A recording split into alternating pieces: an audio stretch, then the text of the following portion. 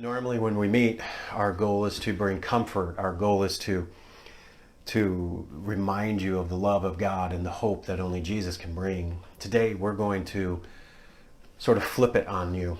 Instead of just reminding you of what Jesus has done for you, we're going to challenge you to take what Jesus has done for you and to give it to somebody else.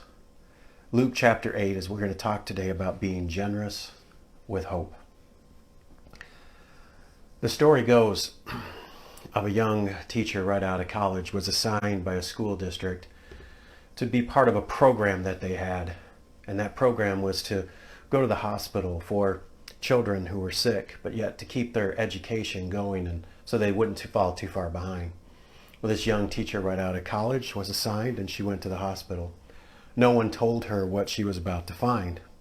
And what she found was a young man, a young boy in the third grade who was burned very badly. They didn't expect this young man to live, this little boy, at all, but she was assigned to teach him nouns and adverbs.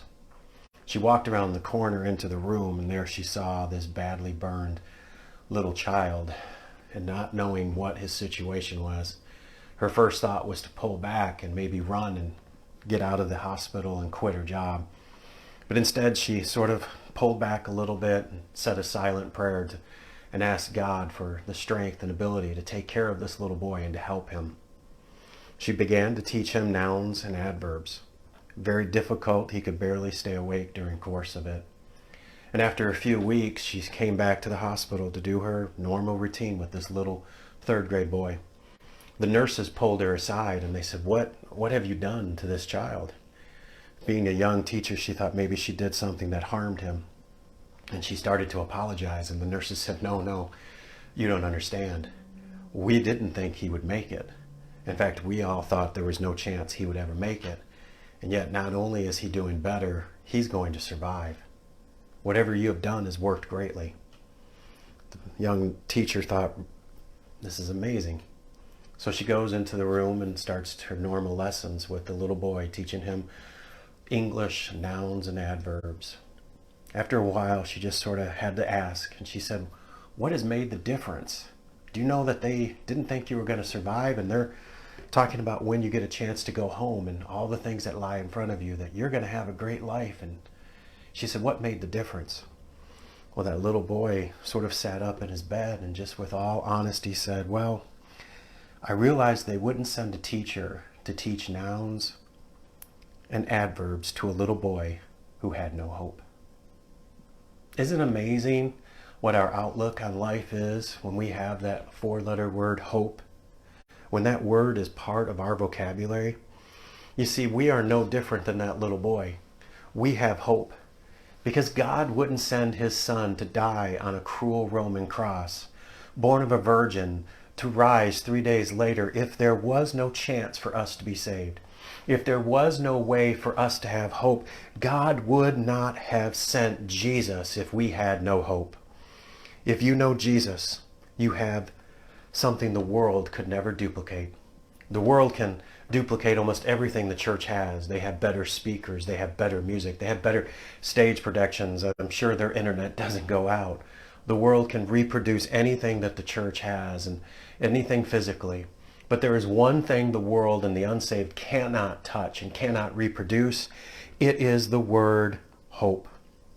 A pastor friend of mine once taught me this, that out of every 10 years, once out of every 10 years, you're going to have some sort of major traumatic event take place. And I know some of you watching this or listening are probably thinking, I have had my 10 years all wrapped up into 1 year. And I understand it feels like that. It also statistically says that every 7 years you're going to be involved in some sort of major car accident. And quite frankly, the way some of you drive, you're probably looking at 2 to 3 years. But either way, if you don't think your moment is going to come, you are wrong, because one day it will come. You see, today's message is not really for people who aren't believers in Jesus Christ. Because if you don't have Jesus, you have no hope. But today's message is also not a message to bring hope to the believer, because you already have that hope. You have the blessed hope. You have Jesus Christ. I want to try to take a different approach to you instead of just giving you hope and reminding you of the hope that we have, I'd like to just sort of ask you, what are you doing with the hope that Jesus gave you? Because Jesus has done so many wonderful things for us. There's so many of you that could give testimony to the fact that you have stood by a graveside and you have said goodbye to someone you deeply love, but you have said, I have hope I will see them again because of Jesus. You've gone through some traumatic events. You have seen some things that would rattle and stop the average man or woman, but you were able to go on. Why? Because you have hope through Jesus Christ. So our one simple truth that we're going to start today is this. Everything God gives is to be given away. Everything that God gives us is to be given away. It is in Luke 6:38 that Jesus says, give and it shall be given unto you.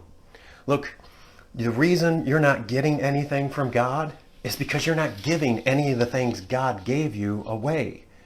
He gives you things expecting for you to turn around and give them away. Let's start with probably the hardest thing, money. God did not bless you so that you could have a better life. He is not trying to have you to have your best life now. God gave you money in order for you to do something with it. Now, I lost some of you there. Don't give your money to Cross Creek then. Don't give your money to any church if you have a past issue with church. How about you help out a family? How about you be so tender to the Holy Spirit that next time you're in line at the grocery store, you just sort of pay for the young single mom behind you and you pay for her groceries. How about you do something with the money that God has given you? You know, everybody says, I have a stash of money set aside, and we always call it our emergency money, right? See, that's for an emergency. What we really should say, that's for an emergency for me. Because the truth of the matter is there's emergencies going on all around us. There's people that need help and there's people that are struggling all around us. They have an emergency, but see, that money is for me and it's not really for those people. I'm not telling you at any level that you shouldn't take care of your family. I'm not telling you you shouldn't save. I'm not telling you thank God for how he has blessed you. But what I am challenging you is this. If God has given you money, do something with it. And on the other side, if God hasn't given you any money, maybe it's because you're not doing anything with the stuff he's given you already. Now let's go a little further. Let's talk about love. Why not be a conduit of the love that God has given you? I realize that you might feel shortchanged on anything, on physical appearance, on health. You may feel shortchanged because someone you love has left you and you didn't want that to take place. Your life has not gone the way you thought or you wanted it to go. I understand that. But I challenge you today that you have the love of God and you can never walk away from it and you can never drain God's supply of love. If you want to get more, give it away to somebody. And lastly, how about faith? You see, if I need faith to serve him, well, maybe I need to step out and do something that's a little bit dangerous. Maybe I need to step out and do something that takes a little bit more faith. I want to have the faith to move mountains. The problem is you're barely trying to move a pebble. If you need more faith, God will give it to you. But what are you doing with the faith he has already given you? God gives us gifts to give them away. And hope, that dangerous four-letter word, is no difference. Yes, you need hope. Your big 10-year moment is going to come and you're going to go through some difficult things. Your life will shatter and you will realize that it was so fragile, everything you had, and you won't know what to do. You will need hope.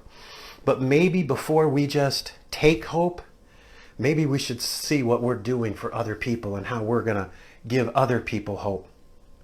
I would like to stop for just a moment. The last few years of my life, I have lived on that word hope. And I have had a collection of friends that I could rely on and I could count on. Thank God for people who love you when other people walk away. And they have been faithful to me and good to me. And after a course of about a year or so, I kind of realized something. That I am more of a taker than I am a giver. More of a taker of attention and more of a taker of the things I've gone through. At one point, a friend sort of politely kind of said to me, I need you now. I'm the one that was always there for you. Now I need you. And I remember those words and they kind of ring in my ear. You see, when you're going through your issue, it's okay. When you're going through trauma, it's okay that you're a little selfish and self-focused on yourself as you're going through it. But you're not always going to be going through it. You're not always going to be in that moment of trauma. You're not always going to be the one who needs to be ministered to. Once you have gone through that, then start looking around to find somebody to bring them in. Luke chapter 8 is my favorite miracle. My favorite miracle is when Jesus heals and raises from the dead Jairus' daughter. You see, maybe it's because I'm a dad and I've got little girls myself. But I love the story of how he goes in and everyone thinks there's no hope because Jairus' daughter is dead. But Jesus goes in and raises her from the dead. But right there in the middle of the story, an interesting thing takes place. While Jairus' daughter is sick and at one point dies before he gets home, the story sort of pauses there, sort of like a commercial timeout. And the person I want you to focus on is not going to be the lady with the issue of blood that we're going to meet. And this is going to sound odd for Cross Creek. It's not actually even going to be Jesus I want you to focus on. I want you to focus on Jairus. Because at this moment of what we're going to see here in verse 43, his little girl is dying. She is minutes away from dying. He could have said to Jesus, wait, come back to this lady later. She's lived 12 years this way. She's not going to die. She'll last another hour. Come back to her. My daughter needs you more. Her need is greater than her need. I'm more important than her. I have been faithful. I have been good to God. Obviously, God is judging this woman because only people who get sick, right, are because they've been judged by God. He doesn't do any of that sort of nonsense. He just patiently waits as Jesus takes care of this woman before Jesus takes care of him. You see, this is our ministry as Christians, to wait, to get out of the way, to allow God to use us even when we're going through difficult times ourselves. And by the way, isn't that the greatest testimony? The greatest testimony isn't the person who has everything that goes right and they serve Jesus. The greatest testimony is the person who has everything that goes wrong and is heartbroken, and yet they still get up and say, though he slay me, though he takes everything from me, though everyone walks away from me, Jesus will never, and I will never walk away from him. So let's meet this woman in verse 43. And a woman having an issue of blood. It is commonly figured that she is a hemophiliac, meaning she bleeds repeatedly, and if she can't clot on her own. You know, Mark says this of the same story in Mark 5:26. And having suffered many things of physicians, and having spent all that she had, and was nothing better, but grew up worse. She gave everything she had to the doctors. I think some of you can relate to that. It feels like your medical bills are getting bigger and bigger, and you're paying more and more, and you're not seeing the results. I don't know if the doctors that she paid were legitimate doctors of the time, or maybe they were charlatans, or maybe they were con men just trying to prey on the need and the sick. Because when you're not feeling well, and when you have a person in your family that you love that's not feeling well, you will pay anything. You will try anything to get them better. But because of her bleeding, she was unable to go into the temple. She was unable to worship. If she had family, she wouldn't be able to touch them. That bleeding issue and why they were excluded from the temple was sort of a symbol of sin. It was a physical illustration of a spiritual lesson God was trying to teach them about sin and about how it permeates anything. But watch what verse 43 says. 12 years have I spent all her living upon physicians. You know, Luke is a doctor. He's a medical doctor, and I think it was pretty hard for him to include that. Mark just says it real blankly and kind of repeats it. The doctors ripped her off, but Luke has to say she spent everything on doctors just like him. Neither could be healed of any. Let's take a moment here and notice something. She was 12 years with this issue of blood. If you know the story and just go up a few more verses, you find out that Jairus' daughter was 12 years old herself. I don't believe in coincidences. I believe in Jesus. See, these two people have the number 12 in common, 12 years, but they really have very little else in common. The daughter was young, and it appears that the lady is old. The daughter had family support, and we don't even see anybody helping this lady out at all. Jairus' daughter could not only could she worship God, but yet she was living in the home of one of the spiritual leaders of the community. And this woman for 12 years was unable to actually go into the temple. Imagine 12 years not being able to go to church. But they had one thing in common, though. They both needed hope. Look, the church must embrace people who need hope. The church must embrace people who need hope. We cannot keep them at a distance. We cannot observe them from afar. It is amazing to me how these mega churches, when they plant new church plants and they start planting them around, sometimes they'll go into an inner city, but they always just go to the kind of up and coming, young and hip areas. But they usually plant them in very wealthy areas. They're not going into the areas that are facing urban decay. They're not going into neighborhoods that are overrun by drug addicts and prostitutions and face gang crime. And they don't go into those. They try to find the richest, nicest people that they can to start their new church in. I would like our church to enter a new phase of ministry. That instead of just being a group of believers that meet online, instead of being a group of believers that just meet when we can and show up when we can, I would like us to start really ministering to the needs of people. We've been in touch with somebody who has given me a story and they need something. They are helping out a friend whose daughter passed away, but the daughter passed away leaving behind a baby. And so now grandma is picking up the slack and going to try to help raise. And I was asked by this person if we could possibly join in another part of the community and give diapers.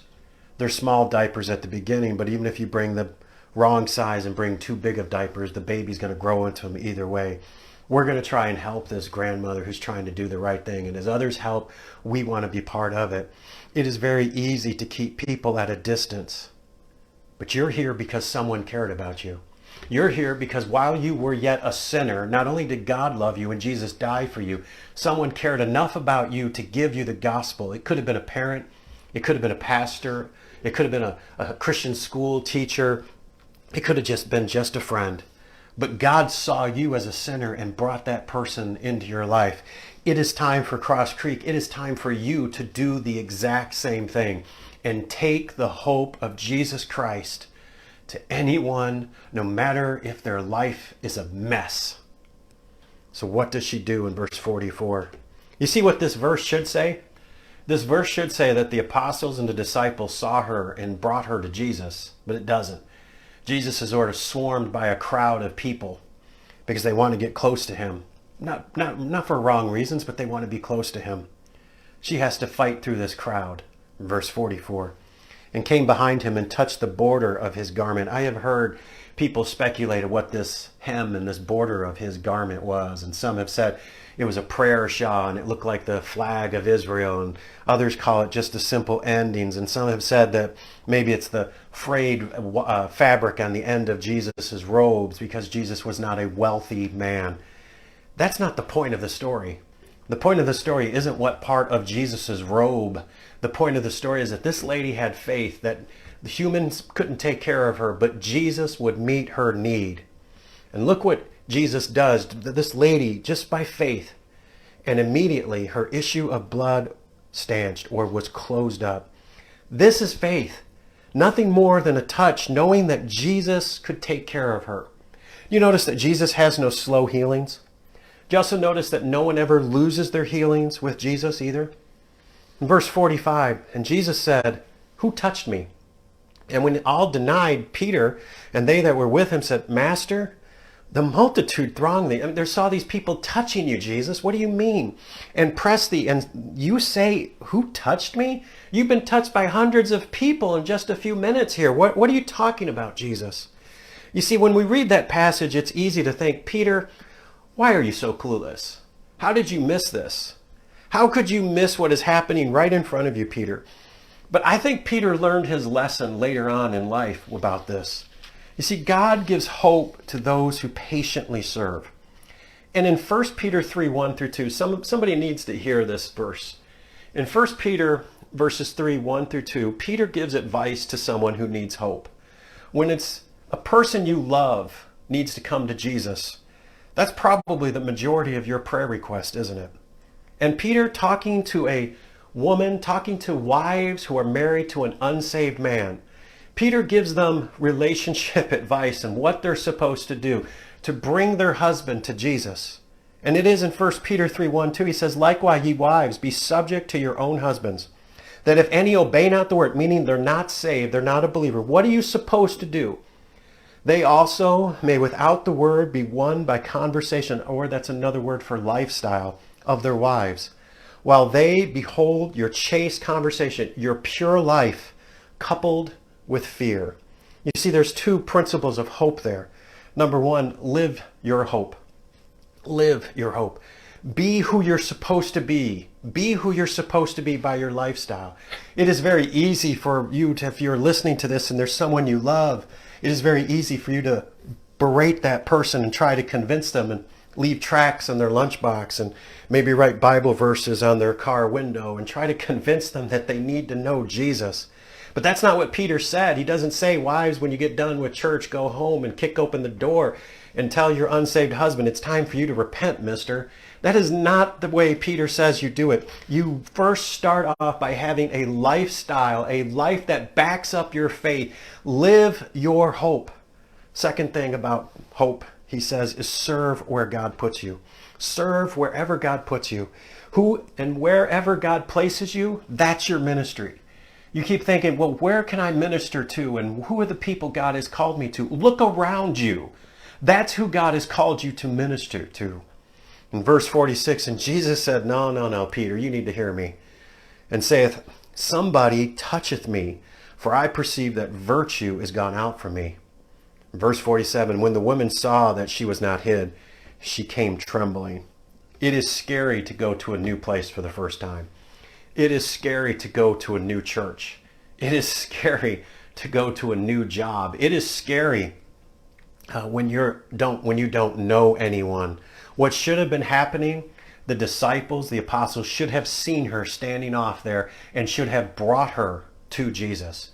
You notice Jairus wasn't brought to Jesus. He had no problem walking right up to Jesus and telling him what he needed. This woman was an outsider. She was an outcast, and she had to fight her way to get to Jesus. In verse 47, and falling down before him, she declared unto him before all the people for what cause she had and touched him. She tells her story about the blood for 12 years and how she was immediately healed. And what does Jesus say? And he said unto her in verse 48, "Daughter." Just for a moment, can I remind you that every female is somebody's daughter? Every man is somebody's little boy. Whether they are the president of the United States or whether they are in prison, at some point somebody looked down in a little basket or a little bed and looked at that child and said, "That's my boy. That's my daughter." You see, right now you're praying for somebody. You're praying that God would bring a believer into your granddaughter's life. God, if you could just bring somebody that they work with that is a good, strong believer, if you could make their neighbor a Christian, God, or the person that is going to influence them the most, Lord, bring that person into it. While you're praying that somebody does that for your granddaughter, your son, or your husband, you don't realize that someone else is praying for someone else exactly like that? There's a grandmother, maybe in a state away, praying for the person that you're working with. That if God would just bring a good believer next to them. You see, while you're praying for someone to take care of your need and your hope, God has put you right in the middle to take care of someone else's hope. You want a believer. You want someone to be an influence on that person whose life. You want that probation officer to know Christ. You want that doctor that's going to take care of your spouse to know Jesus. Well, you know what? Now it's your turn to be that to somebody else's prayer request. And be of comfort. By faith, thy faith hath made thee whole. And he says this, and I think it's a word that goes along with hope. Go in peace. So what are you supposed to do with the hope that Jesus has given you? Are you supposed to hoard it? Or are you supposed to be a conduit of it? Since you have that hope and you have seen God work in your life and take care of you, maybe it is time for you now to turn around and take that same hope to someone else. So today, instead of 3 ways that you can get more hope from Jesus or how you can have hope for the tomorrow, today I want to talk to you as we wrap this up, what Christians do with hope. I want to give you 3 things that you're supposed to do with hope. Number 1, if you're taking notes, get out of God's way. Get out of God's way. A little joke goes this way. A radical feminist is getting on a bus when just in front of her, a man gets up from his seat. She thinks to herself, here's another man trying to keep up with the custom of the patriarchal society by offering a poor, defenseless woman his seat. And she pushes him back into his seat. A few minutes later, the man tries to get up again, and she is insulted again and refuses him to get up and pushes him back down into her seat. Till finally it comes to the next stop, he tries to get up again, and she goes to push him back down, and the man looks at her and says, look, lady, you got to let me get up. I missed my stop almost 2 miles back. It's a good joke. You see, the crowd was just enjoying Jesus. No one was sharing Jesus. Only people were concerned about their need. And you see Jairus, it's interesting. He stops here in the midst of knowing that his daughter is dead and he is not going to see her. He stops and let Jesus minister, and he becomes second while all this is going on and taking place. I need hope, Pastor. I need God to do something for me. I need Jesus to step in and do something. I need a miracle myself. Well, why don't you get out of the way and let somebody else be healed by Jesus? Why don't you be the conduit of God's love? Why don't you be the evangelism force? Why don't you be the demon killer with the blood of Jesus Christ? Why don't you turn around and do for someone else what you want Jesus to do for you? Why don't you go be Jesus in skin? Get out of God's way. Number 2, be ready to be inconvenienced. Be ready to be inconvenienced. You know, newborn babies are tough. Newborns are horrible. I don't know why we keep having them and making them. They are loud and messy. Everything is just coming out of every end of them. They give you nothing. I know some mom will say, oh no, they know my baby at 6 days old new baby didn't know you. Baby can barely see, can barely comprehend anything. That baby just takes and takes and takes and gives absolutely nothing. But you know why we have newborns? Because we need newborns. Because we will cease to exist if there are no more newborns. What a great lesson for a church. You need newborn believers. It is a lot easier to deal with believers who have been walking with the Lord for 50 years. It's a lot harder to deal with great big messes. The reason so many churches don't want newborns, because they don't want them. And they don't want to deal with all the problems that come with it. I hope you'll understand the little story I'm about to tell you, but as a student pastor, I had a chance to lead a young man to Christ. And he'd come out of kind of a rough background, and we spent a long time dealing with him. And he truly was one of those moments where he finally decided to stop running from Jesus, and he gave his life to Jesus, and he accepted Christ as his personal Savior. After holding his hand and praying with him, he said something to me. He said, I feel so, and then he kind of said a word he shouldn't feel great. He said something he shouldn't feel. Why? Say it. He said something he shouldn't say. Why did he do it? Because he was just a young believer and didn't know any better. And instead of judging him, I just kind of smiled. I didn't repeat it, but I just sort of smiled and I gave him a hug. You see, that's the type of people we need to see in the church. We need to see messes. We need to see people that are difficult. You know, young people won't stay where they're not wanted. And young people require a lot of patience and love. And if you sit in your church on next Sunday and look around and you don't see a lot of young people, the reason they're not there is because no one loves them and no one wants to be inconvenienced by them, whether they be 22-year-olds or 16-year-olds with blue hair or crybaby little babies. Some people are an inconvenience, but it is not your choice to run from ministry. It is your choice as a believer in Jesus Christ to run into the fire of a messed up person's life. And lastly, number 3, stop being blind to the need. What are you going to do with hope? Just stop being blind to the need. The perfect family is not the norm anymore. People are an absolute mess. And I think that the disciples are the ones that are going to have to give an account for what happened here. Because it shouldn't have been this lady having to fight her way through the crowd, push through elbows, and this sick lady who could have really risked her life if she had cut herself or fell down and cut on a rock. She could have bled out and died. She risked her life just to touch Jesus. There should have been a path for her. One of the disciples should have seen her standing on the outside and seen her need and forced everyone to part, saying, this lady needs Jesus. Get out of the way. You're not more important than her. This person needs Jesus. And that is what the church has been called to do. And that is what you have been called to do with hope. Stop being blind. You say, I don't think I see what's going on. Then you ask the Holy Spirit to open your eyes. You ask every day for Jesus to open your eyes to the need, because once your eyes are open, you will start to see the need, or he will take you to a neighborhood that needs the need. We demand change. We demand things to get better. You watch the local news and we just keep saying, why is this allowing to happen? Why are our politicians doing it as if they could control anything? Or maybe you dare to ask the question, why is God allowing this to happen? May I say to you politely, I think God is going to ask us, why did you allow it to happen? Why is this taking place on your watch? Why did I leave you here if it wasn't to be an impact for hope for the world? And what have you done? God will say to us, stop being blind to the mess. It is a mess, but it is time to open your eyes. I want to close today with two things. I want to close with a little joke. I love this joke. It's an old joke. You might have heard it before. The first is this. You see, you need hope because life comes at you unexpectedly sometimes. A couple from Minneapolis decided to go to Florida for a long weekend and to thaw out during one of the very difficult, icy Minnesota winters.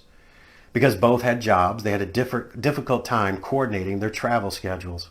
It was decided that the husband would fly to Florida on Thursday and that his wife would follow the next day. Upon arrival, as planned, the husband checked into the hotel. There, he decided to open his laptop and he sent his wife an email back to Minneapolis.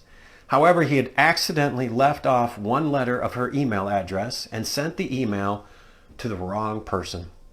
Who did he send it to? He sent it to Houston, to a widow who had just returned for her husband's funeral. He was a minister of many years who had been called home to glory following a quick, sudden heart attack. The widow checked her email, expecting to see messages from relatives and friends, sort of offering condolences.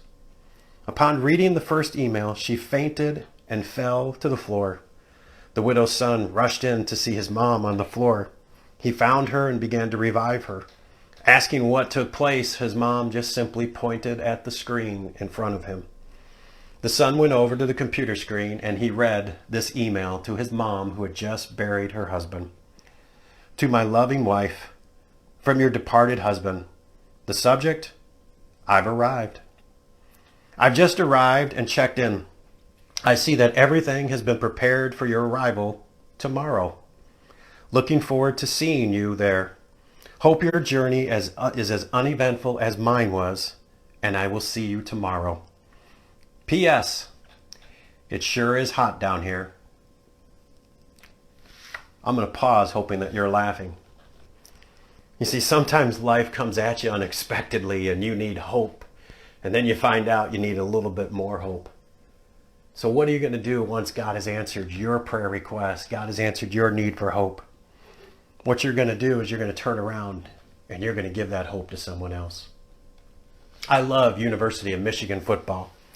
There's a few weirdos who like Michigan State, but we have those in every state.